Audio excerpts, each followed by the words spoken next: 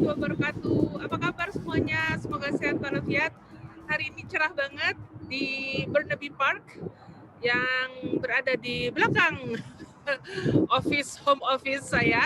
Dan hari ini saya akan bicara mengenai sesuatu yang penting untuk Anda yang baru aja datang di Kanada, apakah Anda sebagai permanent resident ataupun Anda sebagai student. Dan alhamdulillah sudah beberapa sekolah ready untuk menerima Anda-Anda yang akan datang sekolah atau studi di Kanada. Nah, ada satu informasi yang perlu Anda ketahui, yaitu survival job. Apakah itu survival job? Oke, kita mulai sekarang. Saya akan share screen-nya karena saya sudah persiapkan slide atau informasi yang berguna untuk Anda semua sebagai pendatang baru. Oke, kita mulai sekarang ya.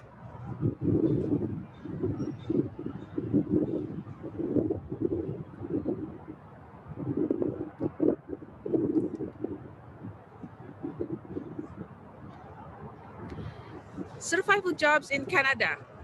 And I think this is really good for students and also for newcomers. Why? Let me share you what is a survival job.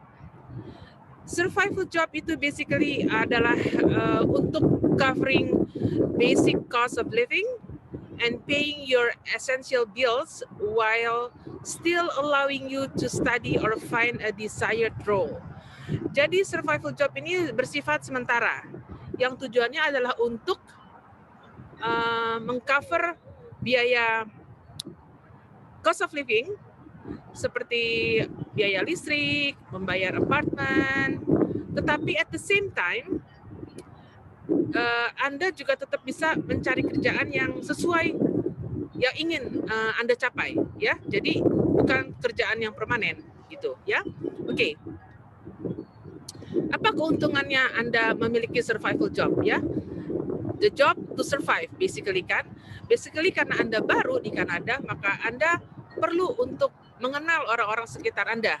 Nah, inilah kegunaannya survival job adalah untuk build new network locally. Jadi kalau saya tinggal di Burnaby, kalau saya kerja di Burnaby, misalnya di daerah sini ya, maka saya dengan bekerja memiliki survival job, saya bisa network dengan orang-orang di sekitar Burnaby, gitu ya. Kemudian keuntungan lainnya adalah juga definitely practice your language skills, karena Anda kan baru datang, Anda pengen banget practice speaking English to everyone, ya. Jadi by working somewhere close to your community, of course you can practice your English, right? And then also opportunity to earn Canadian work experience, karena Anda kan belum punya Canadian experience, which is itu diperlukan sekali sebagai pendatang baru. Jadi kalau Anda memiliki survival job, of course you will earn first Canadian work experience. Yeah, it's really good. Another advantages is adjust to Canadian corporate culture, of course, ya, karena Anda datang dari negara manapun, you came from all over the world, and then probably from Indonesia or somewhere out there, you need to adjust to Canadian corporate culture. And then the next one is, of course, to pay your bills or expenses. So it can be like hydro bills. Hydro bills itu listrik ya, bayar listrik, pay your apartment, all kinds of bills. Tapi ini untuk sementara. Jadi kan Anda datang dengan membawa proof of fund. Jadi Anda masih punya savings di bank. Nah, karena Anda sudah memiliki survival job, Anda tidak nyentuh, tidak menggunakan saving ini, tapi Anda menggunakan salary dari survival job ini untuk membayar keperluan Anda. Ini gunanya survival job. Nah, tapi ada juga nih salah satu atau beberapa disadvantages-nya. Kenapa? Ini mengurangi jam Anda untuk melakukan job search, artinya kerjaan yang memang Anda inginkan. Contohnya gini, misalnya seorang student yang ingin sekali bekerja di bidang supply chain. Nah, karena dia harus bekerja di supermarket misalnya sebagai survival job, kadang-kadang dia memiliki waktu yang sangat-sangat limited untuk mencari kerjaan di bidang supply chain. Tapi nanti saya kasih tipsnya, ya. Oke. Salah satu juga disadvantages-nya adalah difficulty with scheduling interviews. Ya, kadang-kadang sebagai student Anda harus sekolah, Anda juga harus kerja, tapi juga ternyata dapat juga panggilan interview dari your dream job, ya. Jadi wah, kadang-kadang itu suka struggling banget. Tetapi again, nanti saya kasih tipsnya. Oke? Nah, Complacency adalah gini, kadang-kadang pendatang itu setelah dia bekerja di survival jobnya ya untuk beberapa lama dan dia merasa nyaman gitu. Nah, kadang-kadang itu bahayanya apa? Jadi sebenarnya itu lower down your capacity ya. Jadi kan kadang-kadang karena kita terlalu nyaman kita udah males pindah gitu loh. Padahal itu sebenarnya cuma survival job. Nah, menurut saya itu jangan sampai terjadi seperti itu. Jadi kalau memang ini sebagai survival job itu adalah sementara, jadi tetap Anda harus mendedikasikan waktu untuk mencari pekerjaan yang memang Anda inginkan, your dream job, ya. Nah, tadi kan saya bicara juga mengenai tipsnya. Tadi kan saya juga bilang mau kasih tipsnya. Nah, salah satu tips untuk Anda mendapatkan waktu cari kerjaan yang sesuai dengan dream job Anda, kalau Anda lagi libur, ya, tetap browsing, tetap juga apply, tetap cari-cari kerjaan yang sesuai dengan yang Anda inginkan. Dan yang kemudian difficulty with scheduling interview. Sometimes kalau student saya bilang gini, aduh Nita, saya ada interview nih with one of my employer and then I like the job, dia bilang gitu. I really want to go to the interview. Saya sebagai career counselor biasanya I'm helping the student talk to the teacher. Saya bilang gini, sorry anak ini mungkin akan skip the class. Karena kadang-kadang interview itu kan dilakukannya dalam jam kerja, di mana mereka itu jam sekolah ya. Tapi saya bilang gini, boleh nggak minta permisi misalnya 1-2 jam untuk anak ini melakukan interview. Why? Karena interview ini berguna banget untuk program dia. Let's say anak ini ngambil supply chain program, and then dia dapat pekerjaan di sebuah supply chain company yang keren banget, yang bagus banget. Of course, dia nggak mau kehilangan kesempatan itu. Maka saya bilang sama anak ini, coba kamu ngomong sama gurunya, nanti saya juga bantu ngomong sama gurunya. Nah, itu salah satu tips yang saya kasih, ya.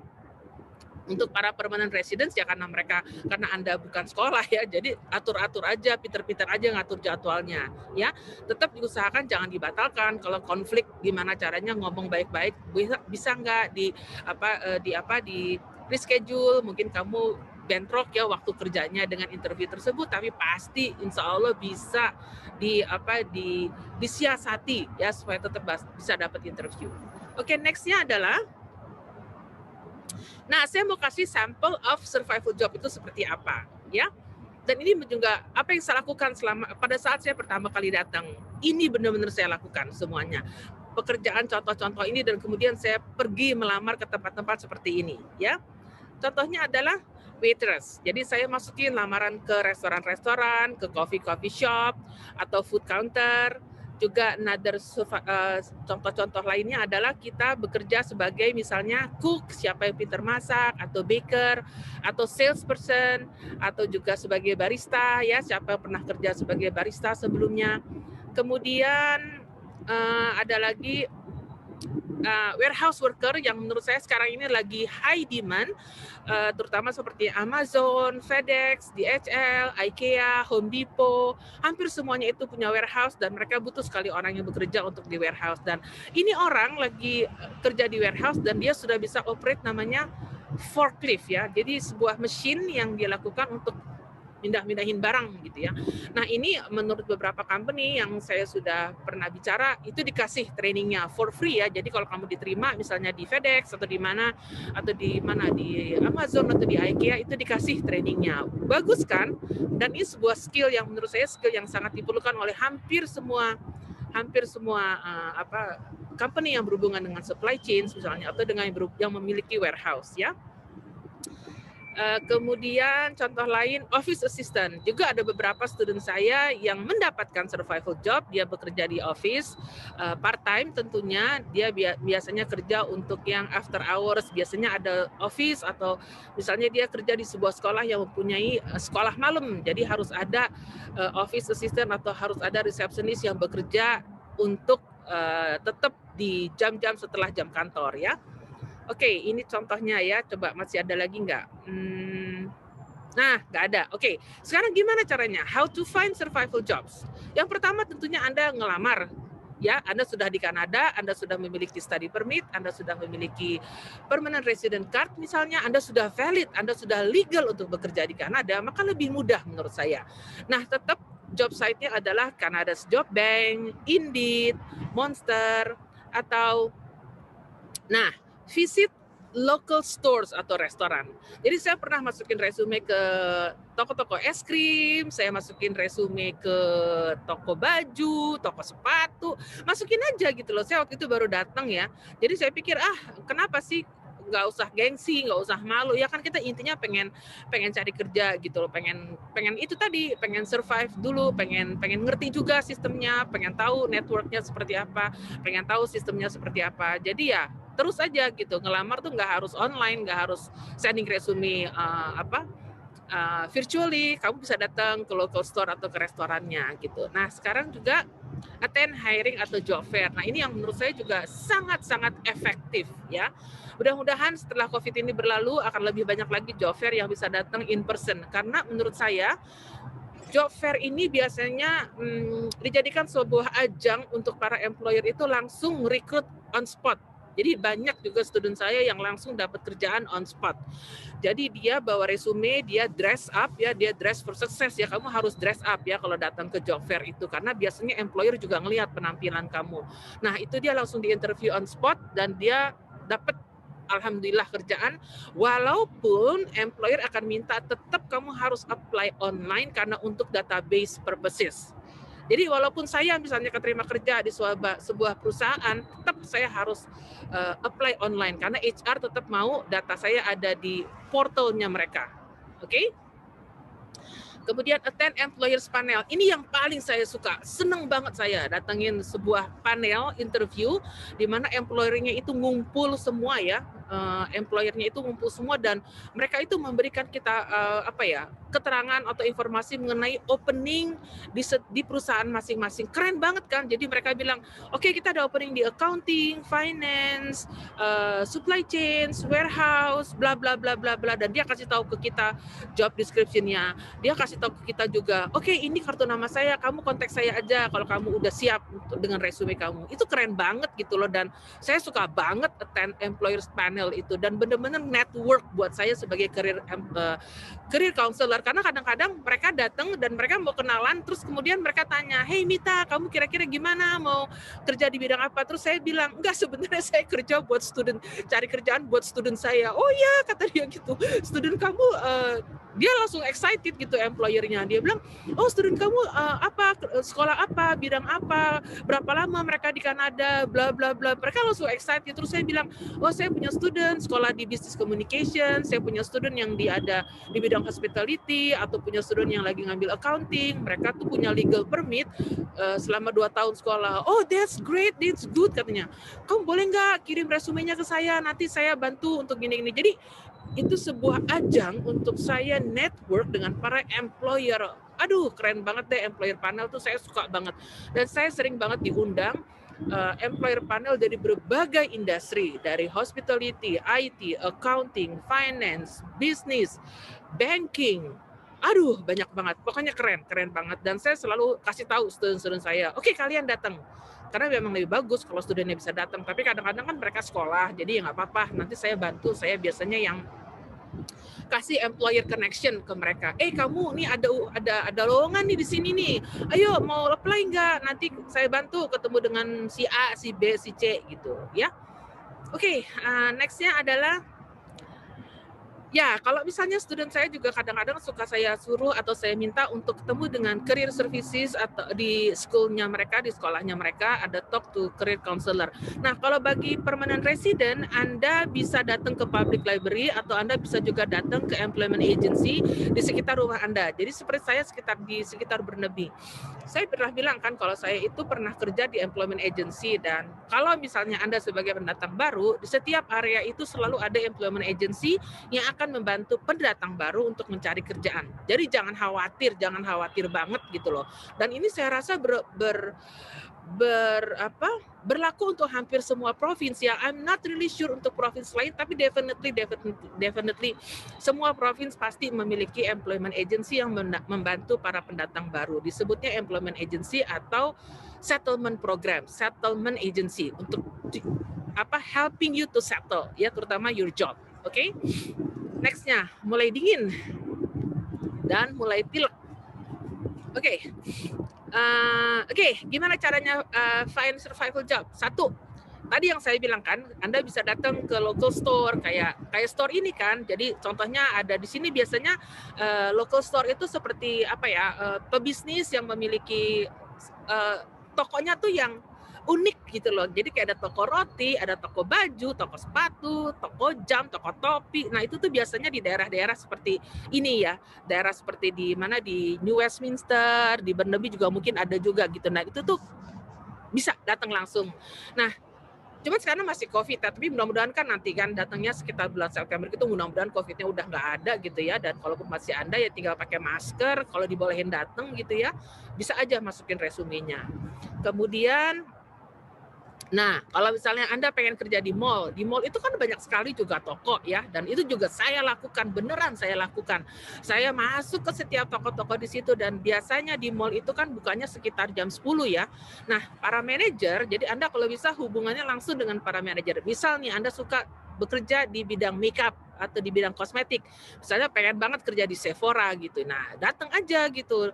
Biasanya manajer itu kerjanya kan 9 to 5, nah usahakan datang jam segitu, dan you have to dress up. Ya namanya juga pengen kerja di mall, pengen kerja di apalagi kosmetik ya, kalau bisa ya pakai make up yang bagus gitu, dan you represent yourself, bawa resume yang bagus, you dress up, make sure you speak English, and then you tell them or you talk to one of the salesperson mungkin di sana, and then bilang, oh I would like to apply for a job if possible, I would like to see the manager. Biasanya manajernya ada, dan biasanya manajernya juga willing untuk interview kamu sebentar, misalnya 5-10 menit, dan kalau dia interest, dia akan bilang, oh oke, kita akan set up another interview time, atau dia minta kamu apply online, nanti kamu ditelepon lagi. Anyway, ini salah satu cara untuk kamu bisa apply kerjaan adalah masuk ke mall seperti itu. Di mall kan banyak sekali toko-tokonya, ya kan? Jadi bisa masukin. Jadi print resumenya jangan satu, bikin 2 set, 3 set, 4 set, 5 set, kan banyak tokonya gitu ya. Masuk aja gitu loh. Bisa juga apply ke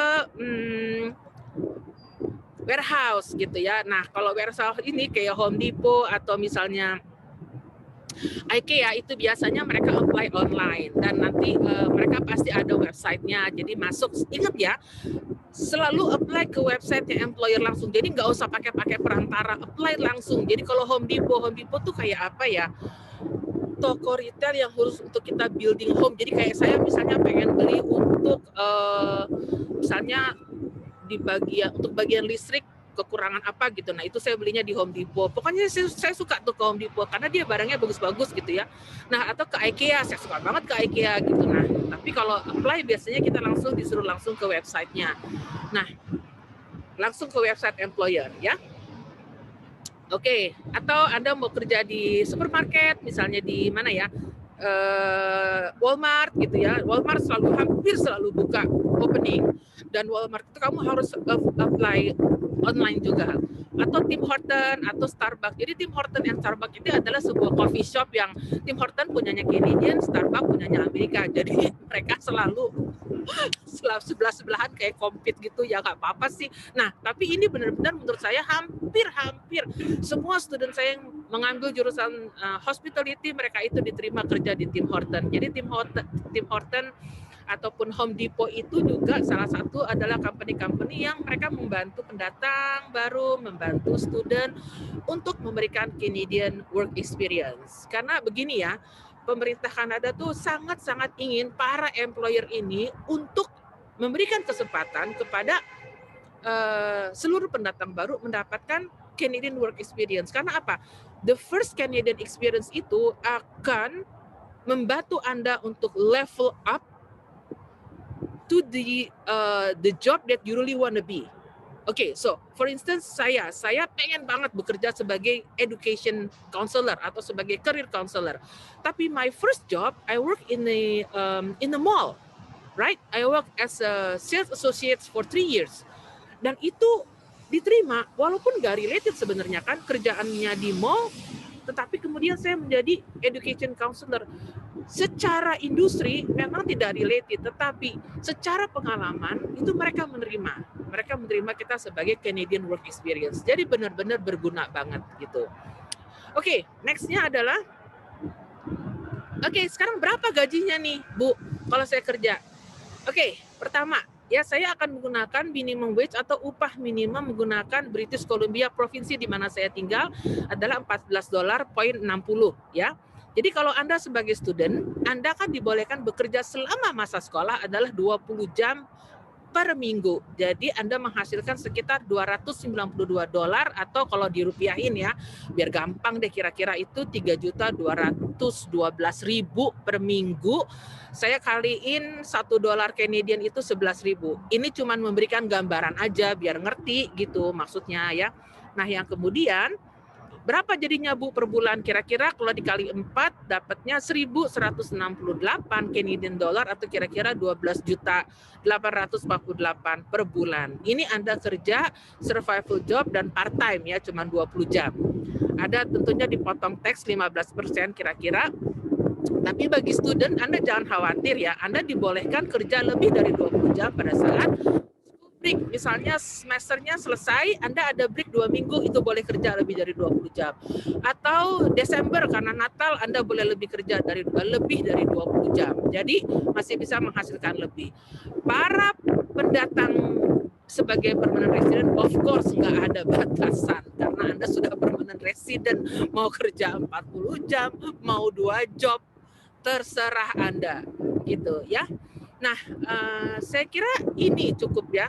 Oh enggak, saya ada tips berikutnya. Oke. Nah, ini yang ingin saya tekankan sekali lagi. Watch out for scam ya. Jadi kalau Anda apply kerjaan, ini ada aja orang yang iseng ya, minta-minta bank account Anda, minta pasport Anda. No, do not pay anything for a job. Itu Kanada. Kita cari kerjaan, kita nggak perlu bayar apapun. Dan employer itu membuka lowongan itu untuk Anda yang memang mencari pekerjaan. Jadi kalau Anda lagi browsing di internet itu ada yang minta-minta bank account, no, jangan dikasih sama sekali, ya. Di Kanada itu nggak ada yang minta-minta uang. And jadi juga jangan juga ngasih confidential information ya, seperti misalnya tadi pasport, bank account, SIN number. Anything, nggak boleh ya, nggak boleh kasih nomor ini sampai Anda keterima di sebuah perusahaan. Contohnya saya keterima di FedEx gitu loh, maka saya akan diberikan job offer. Kayak waktu itu saya keterima di salah satu mall, saya diberikan job offer. Kemudian manajer saya akan minta SIN number kamu. SIN number itu menunjukkan bahwa kita legal untuk kerja di Kanada. Saya minta juga bank account karena saya harus transfer gaji. Oke, tapi saya udah keterima. Jadi kalau kamu browsing di internet, ada orang yang minta-minta kayak gini, no, big no. Oke? Ya, please ya. Oke, kemudian prepare Canadian version resume. Pastinya udah ada di YouTube saya kan.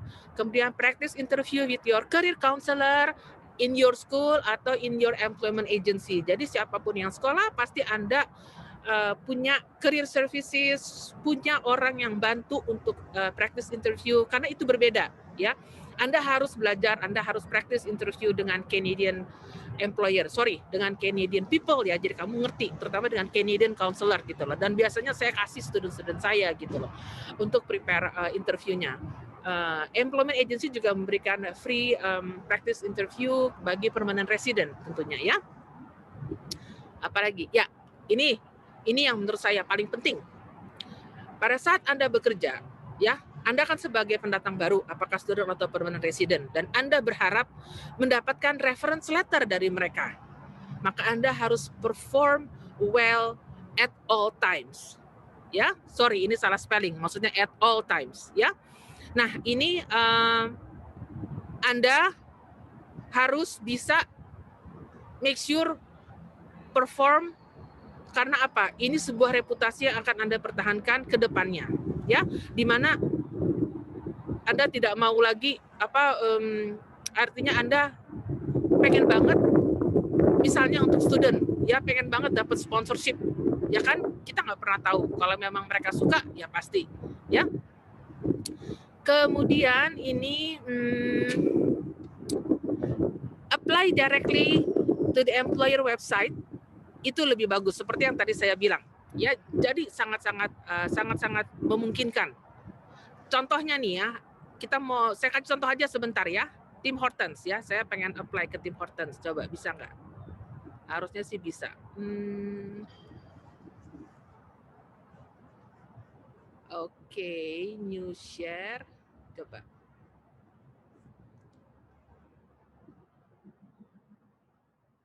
Oke, ini salah satu website ya. Kalau Anda mau apply kerja ke Tim Horton, ini salah satu Canadian coffee shop terbesar di Kanada. Di seluruh provinsi ada Tim Hortons ya. Dan Anda masuk ke website-nya, Anda tinggal klik, kita cari yang berhubungan dengan career.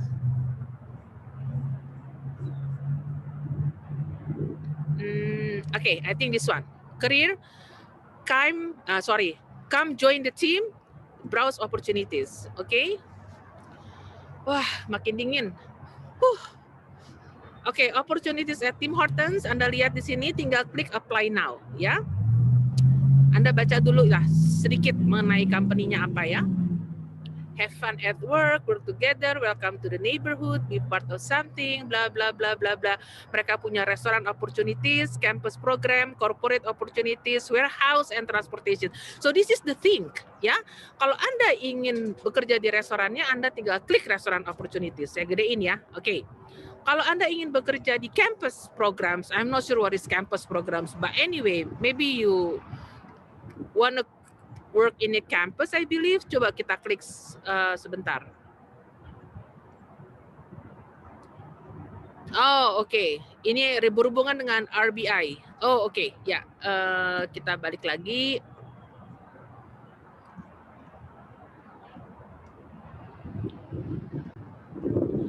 Atau misalnya Anda mau kerja di corporate opportunities atau mau kerja di warehouse-nya juga ada. Ya, jadi terbuka kesempatan dari berbagai bidang. Oke ya, jadi kalau Anda mau kerja di restorannya, tinggal klik restoran, misalnya pengen kerja sebagai apa? Untuk yang di food counter, untuk ya jadi supervisor, untuk jadi assistant restaurant manager or restaurant manager. I think it's doable, ya, pasti bisa. Ini salah satunya. Dan harus selalu lihat apa lokasinya, jangan terlalu jauh dari rumah gitu. Misalnya allow use the locations, misalnya saya ada di Burnaby, kemudian mungkin di Burnaby dia nggak buka, tapi kita coba lagi ke sini gitu ya. Pokoknya tinggal dicek aja gitu ya, pasti ini ada lowongan di daerah mana yang juga nggak begitu jauh lah dari tempat Anda ya. Oke, kita go back lagi to the slide.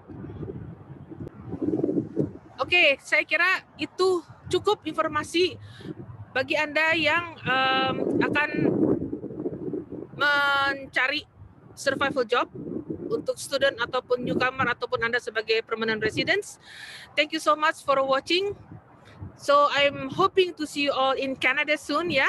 Please make sure Anda still stay safe. Jangan apa? Mudah-mudahan terlaksana semua keinginannya untuk datang ke Kanada. Udah mulai hujan, jadi saya harus segera kembali ke mobil. Oke, sampai jumpa semuanya. Sudah mulai mendung. Terima kasih sekali lagi dan mudah-mudahan kita ketemu di Kanada.